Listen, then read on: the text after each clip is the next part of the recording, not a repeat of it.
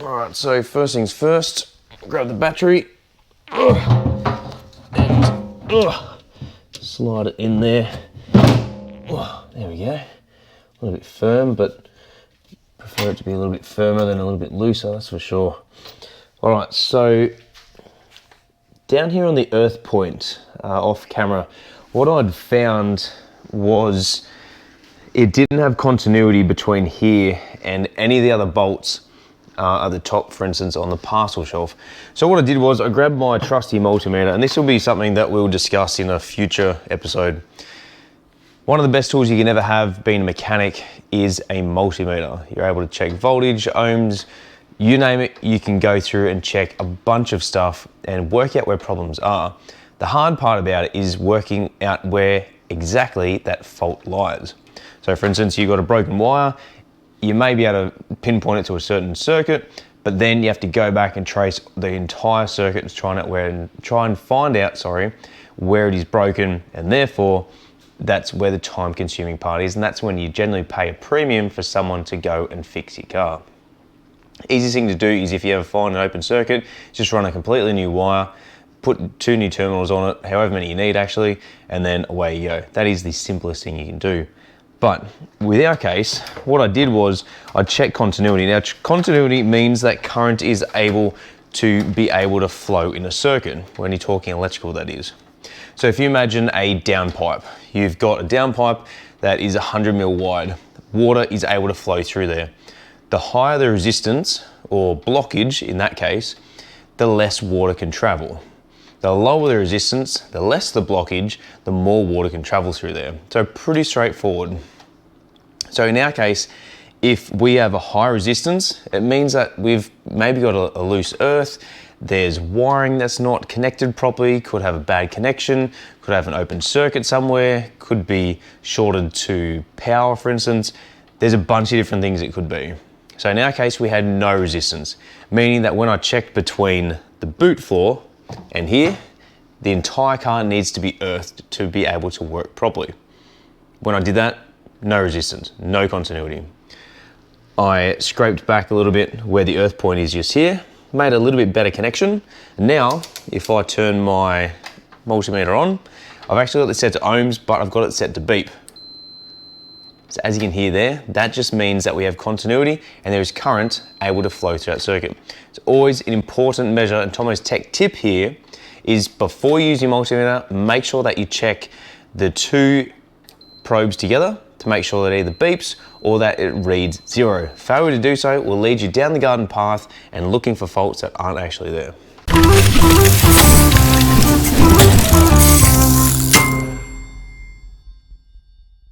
So if we go between the earth point of the battery and up here, we now have continuity. That is exactly what we want. Let's just check another earth bolt. Fabulous. There is a loose one up here, I'm not sure what this is, but let's just test this third one as well. Yep, fabulous. So we now know that the car is earthed. So as you saw, I did run a little quick release earth coupling, so I'll just grab that now. We're going to fit it on there. Essentially, this enables it to be quick release in order for you to terminate the battery cable. So you might want to use that as a bit of an anti-theft device. You just take that out. You can't operate your car because that's not fitted. But also, if you're going to be storing your car for long periods of time, it's a really handy thing to have this little isolator there that you can just remove that at any stage, disconnect the earth, leave it, and away you go. Generally, if you're going to be storing a car for a long period of time, you probably want to put something like a trickle charger on there and just run it at a really low amp, maybe 1 to 2 amps, to make sure that it keeps the battery charge up. All right, well, here's one I prepared earlier. So we're just going to stick that directly on here, and then the terminal, I'm going to reroute all this, so don't worry about it not being 100% perfect currently. Screw that onto here. That just goes directly through there once you get the right angle. All right, now I'm not going to worry about tightening the battery terminals. We're only just going to go through and just check to make sure that everything works. These are also labeled N for negative, and this one I think has a positive, but this one comes directly from the starter solenoid itself. Let's jump to the front of the vehicle, turn the ignition on, and see if we can get this thing doing some magic. Right, here goes nothing. Ignition, hey, we got reds, okay. Right indicator, not working. Left indicator, not working. Right, okay, so let's try, oh, that's park lights. So that's actually low and high beam, okay. Now I'm going to turn that one off. I'm going to then check the stoplight switch. That one's not going to work. Now that's the one that's on the dash as well, the little brake test switch. I'm just going to put my foot here on this, see if I can get the brake lights to come on using this. Alright, so I'm pumping the pedal here, nothing is working. I'm going to try turning off that.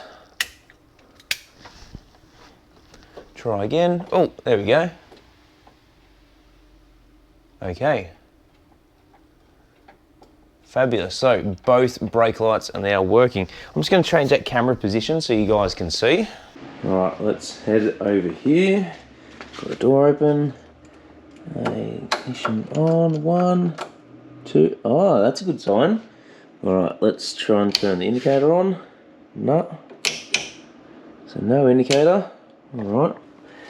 Let's try the, hey, park lights are on. Off, on. All right, let's test the brake stop switch. Okay, that doesn't work. I think that's it anyway. I believe so, hopefully. Let's test the brake pedal. All right, that's coming on, excellent. Terrific, so we are getting there. Now we just have to work out exactly what is going on with the indicator as to why that's not working. So I think that's going to be our first point of call to make sure that we can work that out. Once we worked out the indicators, we can then confirm that the rear end works completely. I believe the reverse switch should bring on both indicators, I think. We now need to work out what's going on and work out the indicator circuit. So we're going to start at the indicator relay and then work our way backwards. Right, so first thing I'm going to do here, other than squeeze inside the car, is grab my test light and I'm going to check to see if I have power at any one of these. Right, so we do. We've got pretty low voltage, it's not even coming up and showing. Yeah, sorry, we got 11.9 volts. All right, cool. Okay, 11.9, that's 12, okay. So we got power on either side, which is great. However, we have no activation. So horn doesn't work, so it's not connected. All right, let's see if we can maybe plug in the indicators at the front and see if we can get any sort of answer from that, I think. So what I'm going to do is just grab these two plugs, just plug them in and see if that illuminates any lights. Sometimes you find that only when the circuit is complete it'll work. I don't imagine it's to be like this on this particular vehicle, but you never know. Okay. So the relay's not switching, essentially, is our issue. Interesting. Okay. Could also be the fact I've got the wrong wires there that I'm checking. I might just grab one of the headlights and just make sure that that's working, which I'm sure, because I've already done this harness up here. So let's just have a look at that. I know I don't like jumping back and forth, and I certainly do quite a lot, but in this case we're going to check it just to make sure that we've got it around the right way. I'm fairly certain I do. I'm pretty certain one of these wires, these wires are meant to be for the front park light, which should be down here, but then also the indicator as well. I'm fairly confident. I might just try turning the park lights on and just seeing what happens with those. We've got every switch under the sun now. Okay, so the rear park lights are on. Nothing's lit up here. I doubt that this is going to go any differently, but you never know. Just quickly reverse that polarity, see if that makes a difference. Sometimes LEDs only work in certain directions. Nope. Just grab my test light and quickly test that before we move on. All right, so just find a good earth. So in our case, we're just going to use the side of the block. Okay, so we've got power there, which is great. I don't have power at the headlights. That is very interesting. Let's test these other wires. Just have a look. This is where it can get very confusing. So we're just going to work on one circuit at a time. Let's put the headlights on quickly and just see if we can get power there and see if they're going to work, and then we can kind of work backwards from there. All right, so you got the brand new headlight. I'm pretty sure he's got LEDs for it. Hey. Oh, yeah. There we go. All right, so that is high beam there. Let's just see what we've got going on here. Oh no, sorry, that's low beam, high beam. We still don't have indicators, but that's okay for now. Turn that off. It's parkers. Cool, so nothing changes there. High beam, fantastic. All right, so we are getting there. Let's just grab the harness for the other side, which I don't think I've spoken about yet with Minisport, but essentially this is the wiring kit that you get from Minisport. It runs from left to right or right to left. This is a complete factory replacement harness, and it does have the original colors as well. So we have E for earth, H for high beam, L for low beam. So it's important to make sure that when you do wire these up, you wire them up correctly to the exact designations in which they are designed to do. Otherwise, you're going to find that it's all going to be backwards and you're going to be flashing everyone left, right and center, not realizing that you've actually got it around the wrong way. And yes, I'm aware I shouldn't be running it with this bubble wrap over the top, but for testing purposes, it'll be fine. All right, so let's go test that again. So that's low beam, as we know, high beam, both change, excellent. Fabulous. So we know that circuit works. Now we've got to go back and work out what's going on with the circuit to do with the indicators.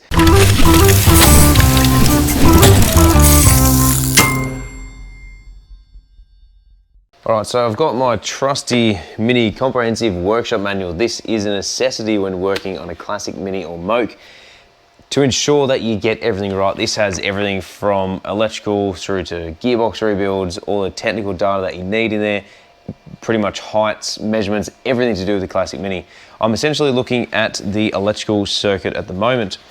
So tracing the wiring back, the two wires that we were testing before, the green and white with black on one side, and then on the other side it's green and red and black. These are for the side repeaters, which is on the wing or the front quarter panel, and then the other two are for the indicator itself. So I've tested power there. We do not have power at either one of these. One is obviously earth, which is pretty self-explanatory, being the black wire. It is best not to assume that black is earth all the time. It's always best to ensure that you check the diagram to confirm, because some cars and manufacturers do things differently. So I've checked power here, there is no power there, and there's no power at the back as well because they're clearly not working. Now, I did follow it back and it said that there is an inline fuse, number 67 here, which is 67 inline fuse, 35 amp. So one of these fuses here has to do with it. So it'll be red going in, and then it should be red green coming out. I'll just double check the index. Never assume Y colors either. G, yeah, so red and then red green. So let's just have a look. up at the firewall and see if we can find out where this is. So let's just jump around here. As you can see, I do have some blankets sitting over the top of the engine. That's just to ensure that no crud and debris fall down in there. I did almost lose that cap. So, red and green. So we've got one here and one here. We're gonna go through and test the fuses on either side. Oh. See if we can get some, get some power. No, yes. As you can probably hear, I've got my battery charger on at the moment because it's starting to drain the battery, leaving it on. So what I'm going to do is just wiggle one of these wires over and just put it on a different circuit. See if I can get it to activate at all. I'm just going to do the same with one of these. There's definitely no power getting to it. That's a 25 amp. We really need a 35, so it should be one of these bigger ones, I would imagine. I'm just going to swap these terminals around. I don't think it's going to matter too much on the relay, or the flasher relay, should I say. But you never know. Okay, nothing there. All right, so none of those worked. I'll just double check, make sure I've got power either side. Yep. So that is not going to be the issue. So we really just need to figure out why is it we don't have power going to those wires. So we didn't have power at that red one. And then red and green. Have a look at that and just figure out where these wires come from in terms of the power source, I think. Right, so back to the drawing board. So we definitely have no power at either one of those sides of the terminal. We're now going to go back and have a look, and that runs directly to number 6, which looks like the light switch. Yes, so the lighting switch itself. So we need to make sure that that is wired correctly and that it's actually sending the correct output to that wire, which is super odd that it wouldn't be. What we might do to test it is run a dummy wire from one of the powers to that wire and then see what it does. But we did just slightly test that a second ago. So we'll see if this works, but I don't know if it's going to. And as I said, these are the sort of faults you find when doing this sort of stuff, but it's important to nut it out now while everything's apart. That way you can test it all, make sure it's all good, and then you can start putting it back together. All right, so I've just grabbed the power wire that actually goes to the low beam side of the circuit to give the headlights power. And I'm just gonna touch this on here. All right, cool. So that definitely works. Fantastic. And if I do the same to this side, I should be able to see it at the back. That must be the hazard light circuit, it's got to be, because both rear indicators are coming on individually. So it's as if we have the wrong circuit, which seems really, really odd. Hazard lights are still the same circuit as the indicators, but why are we not getting individual indicators turn on? That is the question. All right, so what I'm doing now is just grabbing my test light and we're checking power at the fuse inlet, which is the dark green wire, or 2 dark green wires. Here we have 13.6 volts. So we know that we're definitely getting power inside there. If we then connect it to the relay, we then check back probe here. All right, so green with a trace of brown. We definitely have a circuit. So we're getting power through there. So found that we've definitely got power to it, which is great. Now we just have to work forward from the flasher relay. So we know that from the fuse to the relay is good. From the flasher relay, wherever it goes next, that's the next point of call. And from here on in, we should be able to narrow down exactly whereabouts the fault lies, whether it be the indicator switch, which I doubt because, oh, actually it could be. It really just depends. The circuit for the high beam definitely works. The horn, we obviously haven't got connected, so we can't check that. But doesn't mean that that particular circuit for that indicator has failed.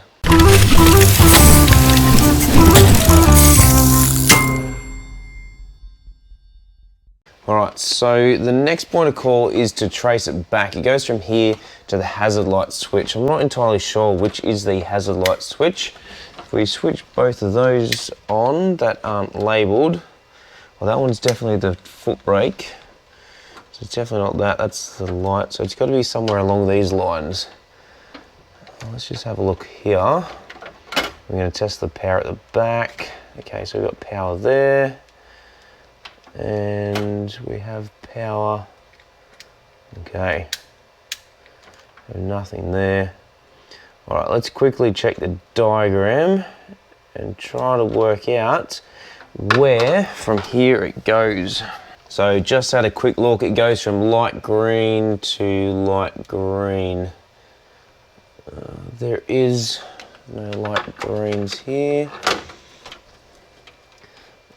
Okay. What was this one? Well, that could be indicator. Okay, green.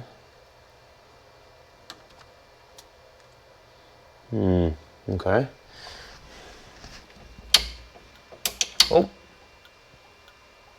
Hey, what do you know? That just started working. I don't know what I just did. I literally just turned that on and it just started working. I somehow just managed to get that working. Check the lights on the dash. It's just, oh.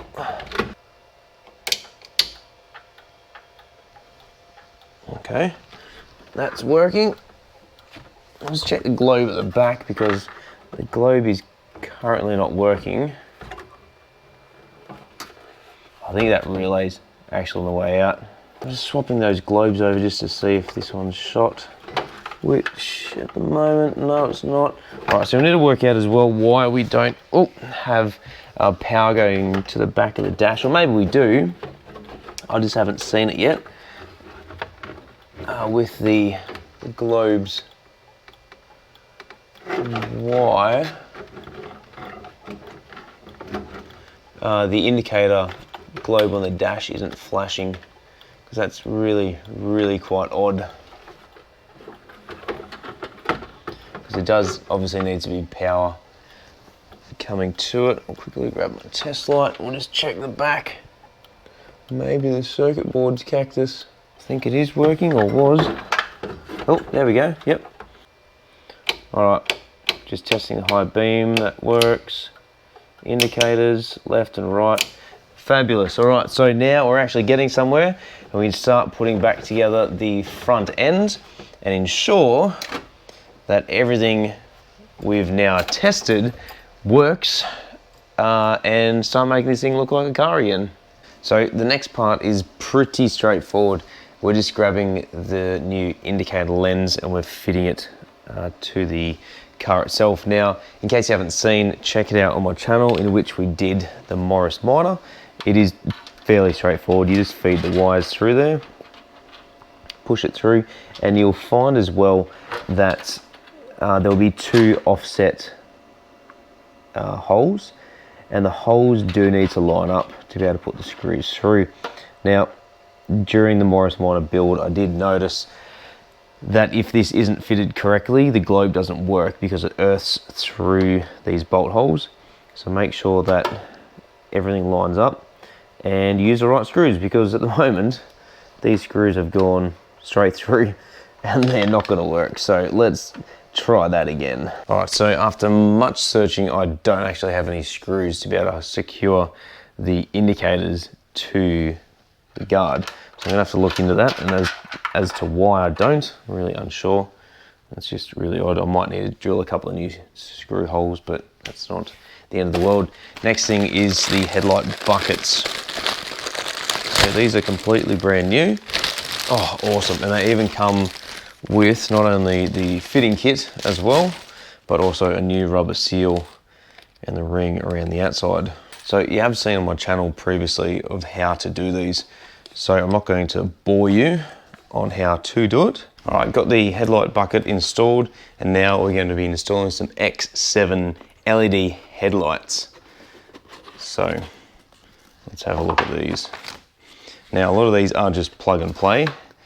So we're going to grab one of the new headlights, pull the cover off the back, squeeze the two tabs together, release the clip, pull out the globe, grab the new globe. The best thing about these is that they have the same plug as what we need. Oh yeah, yep, definitely. Cool. These will only go one way, so once you fit it, you will know whether you've got it right or wrong if it doesn't go in. So if you try and fit it any other way, it won't go. So make sure you get that right. Grab the clip. Now these can be a little bit funny because of the massive fan that these LEDs run. So just grab your clip, slide it down underneath, and then you're going to bend the tabs, one on either side. Hopefully you guys can see, but it should look something like that when you're done. It also has the option for a park light globe as well, which we're probably going to leave out at this stage. If you want down the track, we can wire that up. That's not an issue. It's in. That'll get fed up through here.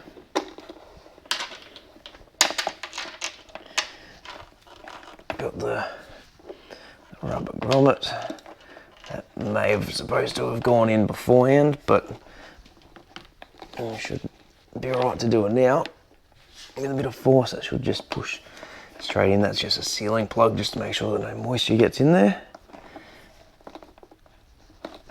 The plastic headlight buckets are a much better idea in my opinion compared to the metal ones, only because obviously metal rusts over time, whereas the plastic ones won't. So that's a really good added alternative and bonus. And plus they're lightweight, so if you're looking to save some weight on your track car or just strip some weight, it may only be like 50 or 100 grams or something, but all the weight that you are able to strip from the vehicle is definitely going to help it out. These have a bit of a tinge to the inside of them. I'm not sure what that is. I'm not sure if you can see exactly on the camera, but it looks like they're a bit cloudy. I'll wait till they're installed and on before I make a call and see what they're like. Alright, so we're going to push that up there as far as we can. I'm just going to tuck that down underneath there. Must admit, I did completely forget to fit those rings, so if you ever go to do this job, make sure you fit the rings prior to installing the actual headlights itself. Okay, so once again, once the ring is on, you can then go and install it. Alright, so we're just going to feed the wires down through the bottom, wire them up. Once again, making sure that you follow the correct wire color designations, making sure that you get the circuits correct, because at one stage on Grace I wired it incorrectly, and whenever I turned the low beam on, the high beam was on. So I had to drive around with high beams until I rewired it correctly, which is a bit frustrating, to be honest. Ignition's on. Let's try this. Alright. So you can hear the fan starting up. Alright, so turn that off. That's just parkers at the moment, so there's no parkers. We do need to put those in. Low beam, high beam, low beam, high beam. Alright, that looks pretty good actually.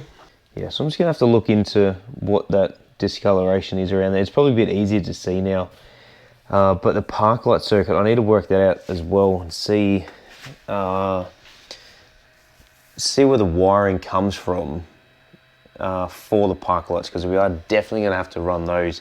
They do need to be fitted, especially part of a New South Wales rego inspection. I'm going to keep chugging away at this. I'm going to work out how to mount this. I may need to drill 2 extra holes in this. If that's the case, then so be it. There's nothing I can really do about that. But I'm going to keep chugging along, and hopefully we get this mounted. But thanks very much for watching. Hope you enjoyed the episode. It was pretty long, pretty tedious, but also very basic. Yes, I literally got 1 headlight fitted, but we got the system working both front and back with low beam, high beam, indicators, and brake lights as well. So next episode, I'm going to jump onto the brakes. We're going to start running all the brake lines, start bleeding the brakes, bleed the clutch, getting those operational. Once they're operational, then we can start moving forward with everything else. I did say at the start of the episode we were going to start at the back of the vehicle and work our way forward in terms of the wiring and finish everything off, refitting everything. The customer did call me off camera and said that they wanted to repaint the original fuel tank on the left hand side, so we're going to take that out, we're going to get that painted, make sure we insulate the straps, and then refit it, and then we can start putting it back together and just working from the back forward, making sure the interior light actually works obviously as well. Once the side repeaters come, we'll do that probably next episode, or at least another one. Show you guys those. They are a very, very different unit compared to the later model stuff. So the real small squares, or the little circular ones that you have in the UK. So yeah, there is quite a lot more to do, but thanks very much for watching. Hope you like the new headlights. I certainly do. LEDs look great. It is pretty noisy, but that's just what you get with aftermarket LEDs. Thanks for tuning in, and we'll catch you on the next episode of Tomo's Tune-Ups.